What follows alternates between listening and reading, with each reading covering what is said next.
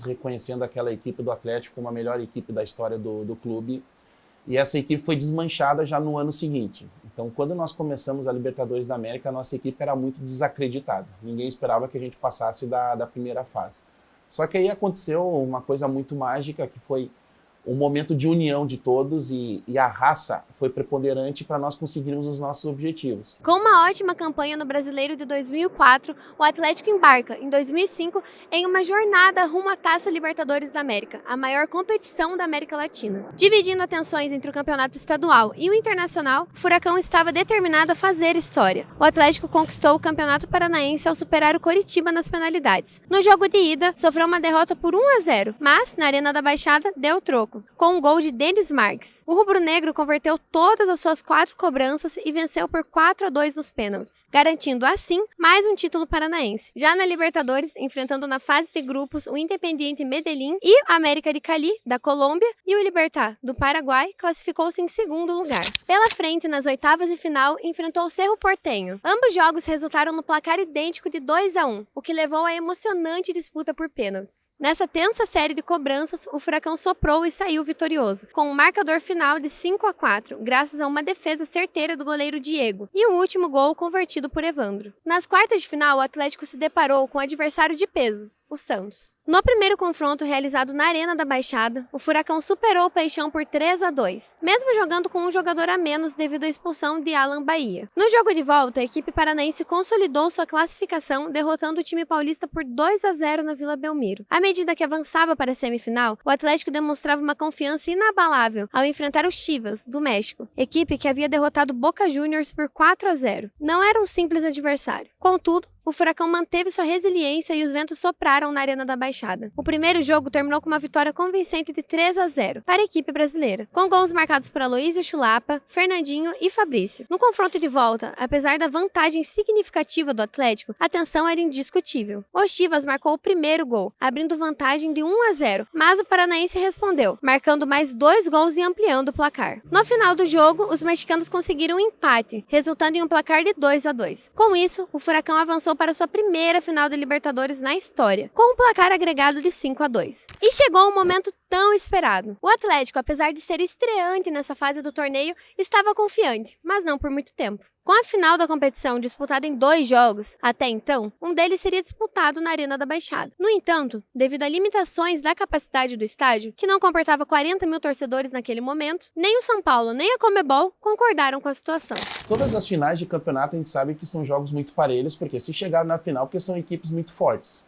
E o que aconteceu foi que, infelizmente, a gente não pôde, no jogo mais importante da história do clube, jogar na nossa casa, jogar no nosso estádio, jogar com o apoio do nosso torcedor, que ia fazer toda a diferença.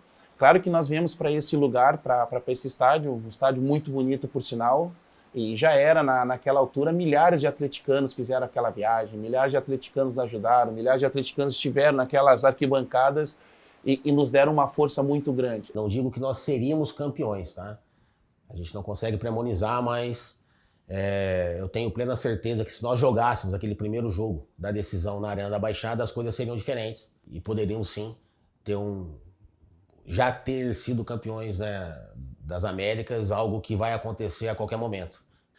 Tem vários estádios hoje, 2023, que não tem a estrutura que a Baixada tinha em 2005. Então, eu acho que foi muito político o que aconteceu, né? Saiu 5 horas da tarde isso aí. E nós tivemos 24 horas para poder fazer uma excursão. Sendo que no meio da semana, como tem as empresas que precisam das empresas de ônibus, tudo, para vocês terem uma ideia, era terça-feira, 11 horas da manhã, eu tinha quase listagem para 20 ônibus e eu só tinha 3 à disposição. Mas eu tinha listagem para 20 ônibus. O que aconteceu? Eu fui no programa lá na RIC TV, que tinha do Raul Plasma, o cara abriu a oportunidade para nós, saí dali, fui no programa Mesa Redonda, onde o Fernando Gomes e o Dorival Crispim também estavam lá, participei do programa do 12h30 às 13 horas, colocando toda hora o número do meu telefone ali tudo, né, para as empresas que estivessem à disposição. Quando eu saí dali às 13 horas, liguei o telefone, em 10 minutos eu consegui os 20 ônibus. Em 10 minutos eu consegui os 20 ônibus. Para vocês terem uma ideia, foi 24 horas para nós poder fazer essa excursão. onde, somando todos os ônibus que foram 104 ônibus. Nossa torcida faz a diferença onde vai, mas aqui dentro é uma coisa espetacular. Se tem uma torcida, até esse dia eu estava falando com o Márcio Lara, que é um dos diretores do Atlético, a nossa torcida ela não é só uma das melhores torcidas do Brasil, mas da América do Sul. Porque como a gente viaja e a gente conhece os lugares, a gente sabe muito bem que a nossa torcida ela faz ganhar o jogo. Então, se aquela Libertadores fosse na Baixada, com toda certeza seríamos campeão. O primeiro confronto, realizado em 6 de julho de 2005, ocorreu em solo gaúcho, no Beira-Rio. O primeiro gol surgiu rapidamente aos 14 minutos, marcado por Aloísio Chulapa, favorecendo a equipe rubro-negra. No início do segundo tempo, mais um gol marcado pelo Atlético, mas, infelizmente, no lado errado. Originado de uma falta ocasional na lateral do campo, seguido por um cruzamento, uma defesa espetacular do goleiro Diego e um desvio infeliz na cabeça de Durval, o jogo de ida terminou em 1-1. Aquele primeiro jogo da final foi um jogo muito parelho, foi um jogo muito disputado, que eu até acredito que nós tivemos ali uma certa superioridade. Sendo um jogo muito disputado, a gente acreditava também que poderia fazer um grande jogo no Morumbi.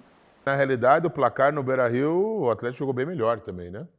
E até tem uma história do que acontece, né? Na final para São Paulo, tinha dado um problema aqui na 116, na ponta do Capivari ali. E nós tínhamos marcado com a polícia de São Paulo, né, que todos os homens já saíram aqui da Baixada, e marcamos com a polícia de São Paulo que nós tínhamos que estar até às 16 horas lá no Habib's, que é perto do Morumbi. E, por um problema na ponta, nós chegamos às 19 horas. Quando nós chegamos às 19 horas, a polícia só foi levar nós no estádio no intervalo do primeiro para o segundo tempo. Tinha 70 mil pessoas lá dentro e 50 mil lá fora.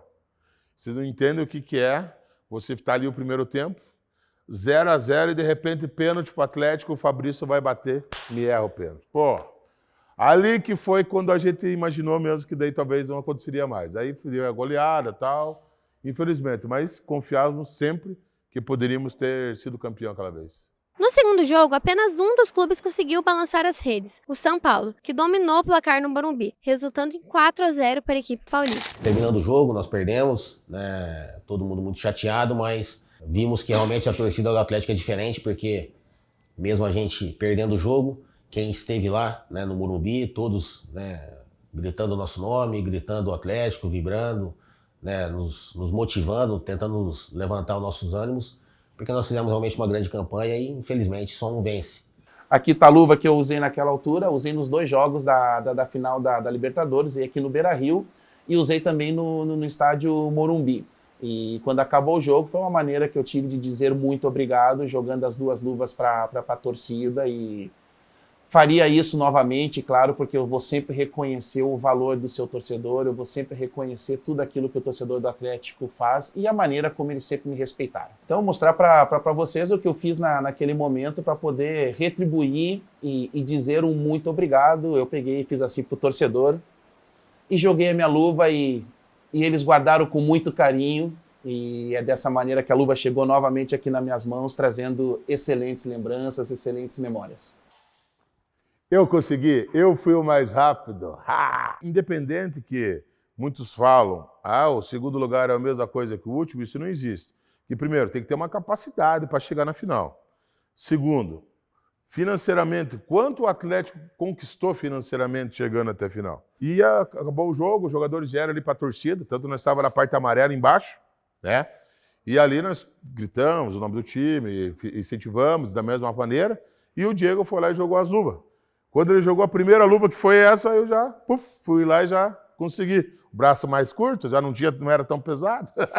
Às vezes é muito fácil você falar de alguma coisa que aconteceu. A outra coisa é você viver a história, você estar presente dentro da história.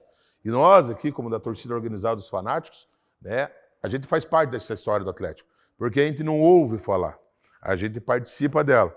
Ainda em 2005, o Atlético iniciou um ambicioso projeto de expansão e modernização do seu centro de treinamento. Essas melhorias incluíram a construção de um novo hotel com capacidade de 100 leitos, a expansão de campos de futebol, a criação de um ginásio poliesportivo, a climatização da piscina e a atualização de instalações no setor de fisiologia e medicina. Após essa significativa reforma, o centro de treinamento não foi apenas renomeado como Centro Administrativo e Técnico Alfredo Gottardi, mas também se tornou conhecido como CAT do Caju. Ele se estabeleceu reconheceu como um dos mais avançados e bem equipados do país para o desenvolvimento e a reabilitação de atletas. No mesmo ano, o clube vendeu os direitos de nome do estádio Joaquim Américo Guimarães, tornando-se o primeiro clube brasileiro a usar o conceito naming rights, estádio que começou a se chamar Kyocera Arena, até 2008, a partir de uma parceria estratégica com a marca Kyocera Mita América, uma empresa que fazia parte dos líderes mundiais no manuseio